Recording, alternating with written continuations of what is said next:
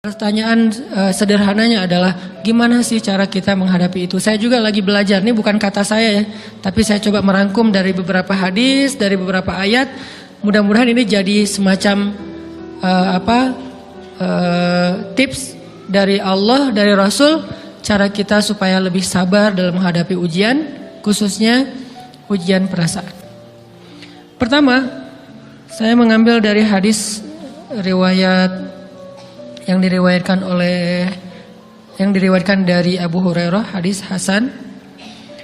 Nabi SAW mengatakan, "Ma yazalul bala'u bil mu'mini wal mu'minati fi nafsihi wa waladihi wa malihi hatta yalqallaha ta'ala wa ma 'alaihi khati'ah." Tidaklah seseorang selesai diuji, baik dia laki-laki orang yang beriman atau perempuan yang beriman, baik itu ujiannya terjadi pada dirinya atau melalui anaknya atau melalui hartanya, artinya ujian harta, ujian fisik, ujian perasaan, sampai dia bertemu dengan Allah dan dia tidak punya dosa. Apa maksud dari hadis ini? Ujian itu tidak akan berakhir kecuali kalau dosa kita sudah habis. Allah akan menguji kita terus untuk membersihkan diri kita dari dosa. Sehingga yang harus kita coba bangun awareness dalam diri kita kalau lagi diuji, Allah pengen membersihkan dosa saya nih. Sehingga kita ridho dengan ujian, bukan ikhlas ya. Kalau ikhlas ibadah, kalau ujian ridho, rela. Saya ridho ya Allah, walaupun ini berat. Saya ridho ya Allah, walaupun saya berharap Engkau beri jalan keluar. Saya ridho ya Allah, walaupun saya berharap ditolong oleh Allah. Tapi tetap ridho diberikan ujian itu. Sambil berdoa diberikan jalan keluar, ditolong, diberikan keajaiban. Cuman gak mau mengeluh. Dan berdoa meminta jalan keluar bukan mengeluh, itu ibadah. Berdoa itu ibadah dalam Islam. Sehingga Allah suka banget sama hamba yang berdoa. Allah suka dengan hamba yang curhat. Nabi itu kalau lagi curhat, doanya aja bisa berjam-jam cuma doa doang tuh. Kayak hadis Aisyah pas lagi cemburu malam-malam kan. Aisyah lagi tidur, ini jatah malamnya Aisyah. Tiba-tiba dia nyari-nyari raba-raba, Nabi gak ada, dicari di kamar mandi gak ada. Biasanya Nabi sholat di sebelah Aisyah. Wah curiga nih, jangan-jangan ke rumah si Fulan. Dicari ke rumahnya, ditelepon gak aktif, mungkin lagi dicas, datang ke rumahnya. Ketuk pintu. Hafsah, Nabi di rumah kamu enggak? Enggak Aisyah, beneran. Cari ke rumah Sofia. Sofia, Nabi di sini enggak? Enggak, beneran. Cari ke rumah Maria. Maria di sini enggak Nabi? Enggak. Kemana ya Nabi? Rumah istri-istri yang lain gak ada. Pas balik ke rumahnya, ngelewat masjid, ngelihat Nabi lagi sujud di Masjid Nabawi, di mihrab. Dan Aisyah mendengar Nabi menangis sambil berdoa. Dan sujudnya itu seperti membaca 1 juz Al-Quran. Dan itu isinya doa nangis. Robbi. Jadi kalau kita katakan gak usah banyak berdoa sama Allah, malu. Justru Allah suka kepada hamba yang berdoa. Justru sebaliknya, kalau kita jarang berdoa atau enggan berdoa, buat Allah itu orang sombong. Allah gak suka hamba kayak gitu. Kamu gak butuh saya, sama kayak kita lagi ada masalah, punya teman yang punya kelebihan harta, terus kita kayak bingung gitu nyari kesana kemari pinjaman, dia gak dikasih tahu. Pas dia tahu dari orang lain, dia ngomong apa? Kamu gak nganggap saya ya? Emangnya saya bukan teman kamu? Kok kamu punya masalah keuangan tapi saya gak dikasih tahu, malah saya tahunya dari orang lain? Tersinggung kan?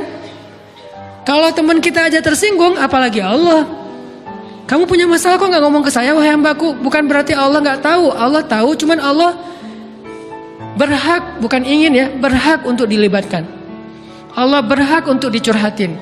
Allah berhak untuk dijadikan tempat kita untuk habis-habisan menangis dan melampiaskan masalah kita kepada Allah dalam bentuk curhat-curhat dan doa. Sehingga kalau kita berdoa, ya Rabbi, Allah langsung inni qarib, mendekat Allah kepada kita. Jadi teman-teman yang dirahmati Allah, kalau kita punya masalah, kita coba bangun awareness, oh Allah pengen membersihkan dosa-dosa saya nih. Terus kita berdoa, ya Allah bantu saya, ya Allah tolonglah saya, istighfar. Saya kadang-kadang ngerasa nih, kalau ada dosa, ada kesalahan, ada kekeliruan yang saya lakukan misalnya gitu, kalau saya nggak kuat istighfarnya, bentar lagi akan diuji sama Allah. Ujinya macam-macam, alhamdulillahnya ujiannya masih ketahan. Pasti diuji sama Allah. Kalau istighfarnya nggak kuat, taubatnya tuh nggak kuat, langsung diuji sama Allah. Dan saya langsung sadar, oh benar berarti yang tadi nih lagi dihapus sama Allah nih. Perkencang lagi, perkuat lagi, istighfar. Kenapa? Karena kalau istighfar kita kuat, berarti kan dosa kita dihapus dengan istighfar ya. Otomatis ujian kita durasinya berkurang. Makin kuat istighfar, makin berkurang. Kalau istighfarnya udah mantap, udah selesai, Allah cabut tuh ujian kita. Diganti dengan kebaikan. Jadi teman-teman, kita coba sadari, oh kalau Allah menguji saya, emang saya banyak dosa. Sebelum kita mencari kambing hitam, nyalah-nyalahin orang lain, sebelum kita marah kepada orang lain, kadang wajar kita marah kepada orang lain gara-gara ucapannya, komennya, teks dari dia, wajar.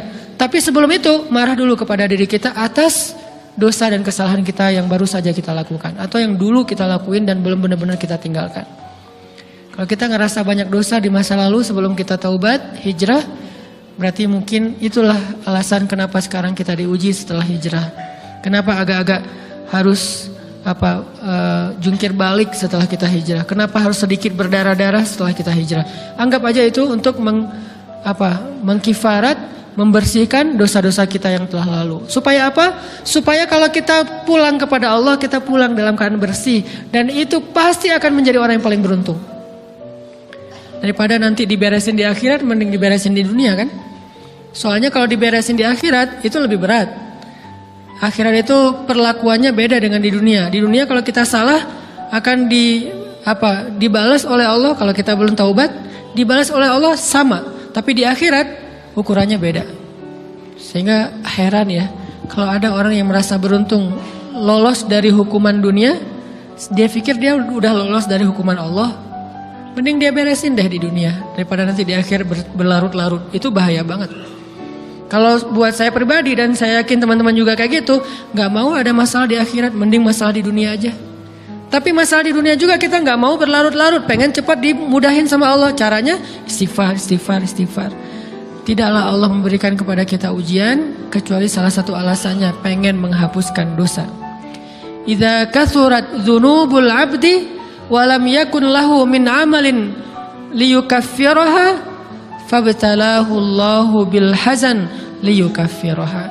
Kalau seorang hamba banyak dosa dan dia enggak cukup amal untuk mengkifarat dosa-dosanya, Allah akan menguji dia dengan rasa sedih, dengan rasa kecewa, dengan rasa berat, sakit hati untuk mengkifarat dosa-dosanya. Itu yang kita bangun. Sehingga kalau ada masalah sama orang lain, kita memperbaiki diri dulu. Bukan sibuk dengan kesalahan dia terus menerus yang gak mau kita maafin. Misalnya ada teman kita nih, jadi clash sama kita. Hal pertama yang kita bangun, astagfirullahaladzim, saya banyak dosa nih. Tapi kan yang salah dia, ya. Tapi mungkin dia nggak akan mengatakan kalimat itu, nggak akan bersikap kayak gitu kalau kita nggak punya dosa. Allah sengaja mengutus dia untuk menguji kita lewat kata-katanya, lewat perilakunya, karena kita punya dosa. Jadi penyebab pertama diuji itu bukan teman kita yang salah, itu penyebab kedua. Memang dia salah dan itu harus kita akui, realistis lah. Dia salah, dia nggak pas, dia nggak bijak, dia apa? Oke. Tapi yang mentakdirkan dia salah kepada kita Allah Subhanahu wa taala. Kenapa Allah takdirkan gitu? Karena kita masih punya banyak dosa. Allah kirim kita ujian, bisa manusia, bisa alam, bisa dalam diri kita sendiri. Itu semuanya adalah cara Allah untuk menguji kita dan membersihkan dosa-dosa kita. Ini yang kita bangun pertama. Yang kedua, kata Nabi di dalam hadis Bukhari, "May yuridillahu bihi khairan." Yang terkenal kan yufaqihu fiddin, itu yang terkenal. Ternyata ada dua modelnya. Ada may yuridillahu bihi khairan yufaqihu fiddin. Siapa yang Allah pengen kasih dia kebaikan kebaikan, Allah akan buat dia mengerti halal dan haram.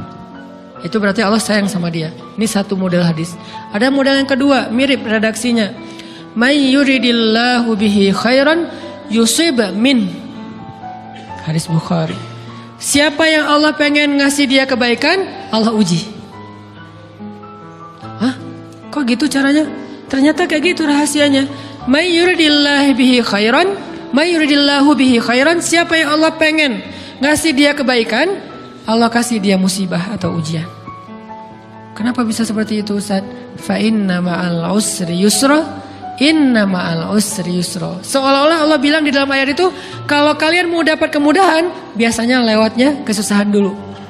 Kalau kalian pengen dapat keberuntungan, biasanya dapatnya kerugian dulu. Tapi keberuntungan dan kerugiannya pasti nggak sebanding. Keberuntungannya jauh lebih besar daripada kerugiannya. Kerugian itu kayak modal doang, DP. Jadi kalau kita mau dapat kejutan dari Allah, Allah kasih kita DP. DP-nya apa?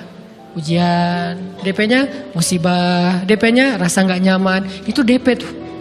DP terhadap apa? DP dari Allah terhadap hadiah-hadiah besar yang Allah pengen ngasih ke kita setelahnya. Cuman banyak orang yang menolak DP ini. Sama kayak kita misalnya. Kalau kita mau ngasih dia hadiah, kita kasih dia kayak kejutan dulu. Dia lagi ulang tahun nih, disiram air dulu. Setelah itu dikasih hadiah-hadiah yang mahal. Rela gak disiram air demi hadiah? Rela, udah siramin lagi aja. Kalau setelahnya ada hadiah. Yang kita gak rela, kalau setelah disiram disuruh bersih-bersih sendiri dan gak dikasih apa-apa, kan gak rela tuh. Berarti ini bab iman. Yakin gak kalau Allah tetap ngasih hadiah? Kan sabar dan iman itu ternyata tahu aman, kembar. Kalau kita yakin Allah ngasih hadiah setelah ngasih kita DP ujian, ya kita akan sabar. Gak apa-apa deh, bentar lagi mau dikasih hadiah, digini-giniin juga gak masalah. Dibully, diapain sama Allah, biarin aja. Ya Allah saya sabar, kan bentar lagi mau dikasih hadiah nih. Ini masalah yakin. Tapi kalau kita gak yakin, apa sih maunya Allah gitu kan? Begitu kalimat ini keluar, maka yang muncul setelahnya adalah mengeluh, berputus asa, dan gak akan sabar menghadapi ujian. Ujian, kata Nabi, may yuridillahu bihi khairan, siapa yang Allah pengen kasih hadiah, siapa yang Allah pengen kasih kejutan, siapa yang Allah pengen kasih pertolongan, siapa yang Allah pengen kasih kebaikan, yusib min, Allah akan uji dia dulu. Ini sunnatullah. Sehingga kalau kita lagi diuji, yang kita lihat jangan ujiannya, apa setelah itu. Gimana ngelihatnya Ustaz? Gak kelihatan. Dengan mata hati. Istafti qalbak, tanya kepada hatimu, kelihatan gak? Dengan mata hati. Gimana ngelihat dengan mata hati? Dengan iman, saya percaya Allah pasti ngasih kebaikan setelah ini. Orang Allah sendiri yang ngomong, gak ada satu huruf pun di Al-Quran yang salah. Apalagi satu ayat, apalagi dua ayat. Fa inna ma'al usri yusra. Ditegesin lagi, inna ma'al usri yusra. Tapi usr dulu, baru yusr. Dikasih kesusahan sedikit, dikasih kemudahan yang banyak. Dikasih kesusahan sedikit, dikasih kemudahan yang banyak. Ini yang kita coba bangun, tajdidul iman. Bangun memperbaharui yakin. Sehingga ketika kita diuji, sedih, wajar. Mengaduh sedikit, bukan mengeluh ya. Kalau mengeluh kan nyalahin Allah. Kalau ngaduh, yang namanya orang dicubit kan, itu ngaduh. Tapi kalau, apa sih maunya Allah? Nah itu ngeluh. Antara mengadu dengan mengeluh berbeda. Mengaduh, itu manusiawi. Sedih, itu manusiawi. Air mata, bahkan bukan hanya manusiawi, itu rahmat dari Allah. Orang yang gak bisa menangis itu yang bahaya. Kalau kita masih bisa menangis, berarti kita masih peka hatinya. Bukankah anak kecil paling sering menangis? Berarti hatinya peka. Siapa lagi setelah ini anak kecil yang paling sering menangis? Cewek. Cowok itu emang gak punya perasaan, makanya jarang nangis. Cewek dikit-dikit nangis. Jangan bilang, cemen banget sih nangis, cengeng apa. Enggak, karena dia perasaannya lebih peka dari kita. Itulah kenapa Allah menitipkan bayi kepada perempuan. Kalau dititipin ke laki-laki, hancur. Di balik kepekaan perempuan, di balik sensitifnya perempuan, di balik perasaannya yang luar biasa, di situ Allah Subhanahu wa taala menitipkan amanah, dia yang paling baik dalam merawat bayinya. Perempuan secara umum mungkin lebih banyak bicara daripada laki-laki ya. Walaupun ada orang yang perempuan pendiam banget, ada yang nggak ngomong sama sekali, misalnya diem-diem aja, ada. Tapi secara umum perempuan lebih banyak berucap daripada laki-laki. Emangnya ini kekurangan? Bukan. Ini kelebihan. Kalau dia berikan itu dalam hal yang tepat. Apa yang tepat? Mendidik anak. Justru karena perempuan banyak ngomong, lebih baik dalam mendidik anak daripada laki-laki. Laki-laki itu kurang mendidik, kurang mengedukasi kepada anak dengan usia tertentu karena dia jarang memahamkan. Salah hanya marah, salah hanya ditegur. Kalau ibunya jelasin, gini sebelum tidur ibunya yang ceritain banyak cerita. Saya sendiri ngalamin. Sering mana seorang ayah sama ibu interaksi sama anak dalam bentuk verbal. Sering ibu. Jadi menangis itu rahmat dari Allah. Gak apa-apa, nangis aja. Dan itu tidak disebut mengeluh. Kamu kok nangis sih? Kan orang Islam harus sabar. Emangnya nangis dengan sabar itu bertolak belakang? Sabar tetap sabar. Ya nangis jalan aja terus nangis. Nangis apa pakai nangisnya nggak cuma nangis doang. Emotikonnya juga nangis, berderai-derai gitu. Sampai air matanya menggenang gitu kan ya. Boleh lah. Ditambah lagi dengan visual menangisnya. Posting bahwa dia lagi tertusuk duri dengan postingan kaktus atau apalah. Dia pengen share ke semua orang bahwa saya sedang sedih. Sehingga nanti ketika ada orang yang menghibur dia dengan sedikit kata-kata yang sabar ya segala macam, wah makin berderai-derai. Itu belum jadi. Kecuali dia keluarkan kata-kata mengeluh, baru dia disebut orang yang banyak mengeluh, berputus asa. Kalau mengaduh wajar. Walaupun ada nabi udah diuji berat nggak mau mengaduh, apalagi ngeluh. Zakaria digergaji mengadu aja nggak. Kenapa? Karena kata malaikat kalau kamu mengaduh sedikit aja, maka Allah Subhanahu Wa Taala akan menghancurkan kaum ini. Dia kasihan kepada kaumnya nggak mau mengaduh. Satu-satunya orang yang kita tidak boleh mengaduh hanya orang tua. Atau itu mengeluh kalau untuk orang tua. Kalau yang lain nggak disebut mengeluh. Kalau ke teman, malas nggak apa-apa. Jangan sering-sering tapi. Apaan sih? Ke teman boleh. Tapi ke orang tua, saja itu bukan lagi mengaduh, itu sudah mengeluh. Khusus untuk orang tua. Kalau di antara manusia. Kalau kepada Allah dan Rasul, pastinya lebih dari itu. Ketika kita diam saja, tidak langsung beranjak sami'na wa ata'na labbaik ya rabbi wa sa'daik, enggak memenuhi panggilan Allah, itu sudah disebut bagian dari kufur ingkar. Tapi minimal kita mungkin masih mengaduh, kita masih menangis, kita masih lelah, kita masih merasa lemah. Setidaknya kita tidak mengeluh. Kenapa? Kita percaya Allah kalau mau ngasih hadiah kepada hambanya, DP-nya itu ujian. Dan yakinlah hadiahnya minimal 10 kali lipat lebih baik daripada ujian itu. Minimal, karena nggak ada amal soleh yang dibalas di bawah 10 kali lipat tuh nggak ada. Amal soleh, amal ya bukan niat. Amal yang udah kita kerjakan minimal dibalas 10 kali lipat. Minimal, maksimalnya bighairi hisab, tanpa batas. Bighairi hisab, tanpa batas. Ada yang 700 kali lipat kayak sedekah. Tapi tetap aja ayat sedekah di akhirnya ujung-ujungnya apa? Bighairi hisab juga kan? Berarti sedekah itu minimal dibalas 700 kali lipat. Minimal. Kalau kita yakin. Selalu syaratnya kalau kita yakin. Dan saya ngebuktiin itu banget. Saya pernah ngalamin lagi jalan-jalan di sebuah kota yang ada becak kayuhnya, becak sepeda gitu ya. Jalan terus saya bilang, Pak berapa ongkosnya? 20.000. Udah naik aja 20.000. Karena kita keliling-keliling kota, ternyata saya jadi kasihan sama dia 20.000. Kasihan kan 20.000 dibayar keliling kota, walaupun pas mampir beberapa tempat mungkin dia dapat tips ya. Tapi saya nggak tega gitu, dia cerita tentang anaknya lagi sekolah, apa segala macam, makin bikin baper kan. Pas selesai, saya kasih dia 100.000. Dari 20.000 dikasih 100.000 karena kasihan. Dan saya yakin, nggak mungkin sedekah itu sia-sia. Kan Nabi bersumpah kan, demi zat yang jiwaku di dalam genggamannya, tidak berkurang harta karena sedekah. Demi Allah, kata Nabi, nggak berkurang harta karena sedekah. Berkurang harta karena belanja, ya. Berkurang harta karena pacaran? Banget. Modal banget kan? Apalagi buat cowok. Tapi berkurang harta karena sedekah? Gak mungkin kata Nabi. Demi Allah gak berkurang harta karena sedekah. Berkurang harta karena istri? Enggak. Karena memberi kepada istri itu pahalanya lebih gede daripada sedekah. Makanya ngemodalin pacaran setelah nikah itu tumbuh berkah. Modal pacaran sebelum nikah itu apes. Jadi kalau pengen modal nih, ngemodalin cewek, traktir, ngapa-ngapain, bayarin, jangan sebelum nikah. Sebelum nikah jadi orang pelit aja, nggak apa-apa. Tapi setelah nikah, jor-joran ngasih, apalagi yang, bayarin semuanya. Kenapa? Pahalanya lebih gede daripada sedekah. Bahkan lebih gede daripada infak fi sabilillah.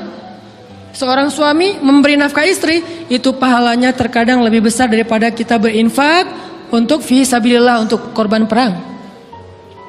Saya heran kalau ada orang sedekahnya rajin tapi ke istrinya kikir, aneh, berarti dia nggak ngerti konsep. Padahal memberi kepada istri itu selama itu kebutuhan pokok ya, dan sedikit entertain, nggak apa-apa asal nggak berlebihan, itu luar biasa. Makanya saya kalau jalan sama istri yang yang mana? Itu yang Onit suka. Oh ya, Onit suka. Kasih aja. Kenapa? Minta ini. Kasih.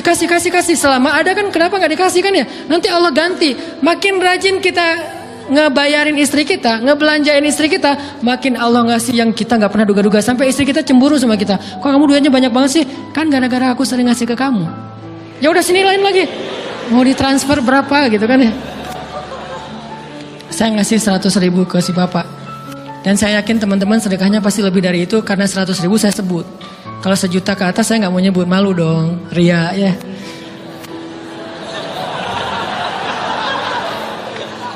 Sebenarnya nggak pernah sih. 100.000 deh, karena kan kecil. Saya kasih 100.000.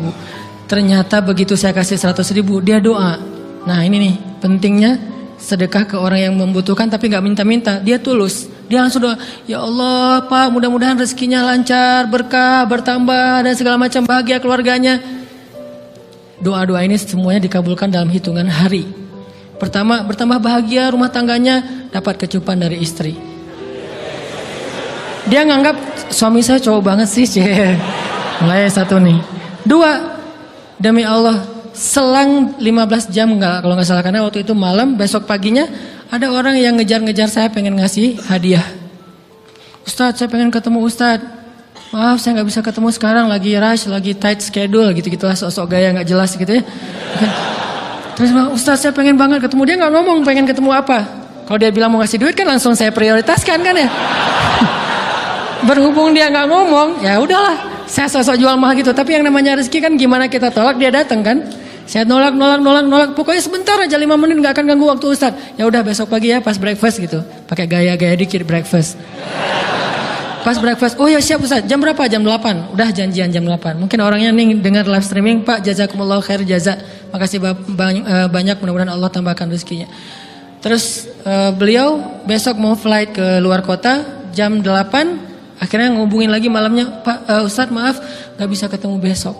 Karena saya jam 8 itu jadwal terbang. Oh ya udah nggak apa-apa. Seneng dong saya nggak jadi ketemu kan. Tahu gitu kan nyesel saya tuh. Seneng. Besok pagi jam 6 Pak Ustadz, alhamdulillah ternyata penerbangan saya di delay ke jam 11. Allah delay penerbangannya demi ngasih rezeki buat saya. Kan luar biasa kan? Nah, ini hikmah kepedean saya, kegeeran kepada Allah gitu. Di delay demi saya. Kan kadang-kadang GR ya di depan Allah ya. Robbi akroman kan gitu ayatnya. Allah memuliakan saya dengan istighfar tetap. Akhirnya saya bisa ketemu Ustaz. Saya nggak baca WA-nya, terlambat baca, baru baca jam 8. Dia udah mulai agak putus asa, kayaknya udah gak mungkin ketemu nih. Jam 8 pas saya baca, ternyata orangnya nggak di delay. Ya udah saya balas, ya udah sekarang saya tunggu ya jam 9. Maaf cuma sebentar. Nggak apa-apa Ustaz, 5 menit. Datang dia, datang ngasih apa coba? Ngasih duit 200 juta. Demi Allah, cuman berselang beberapa jam saya tolak-tolak. Tahu gitu Pak, datang malam ini aja.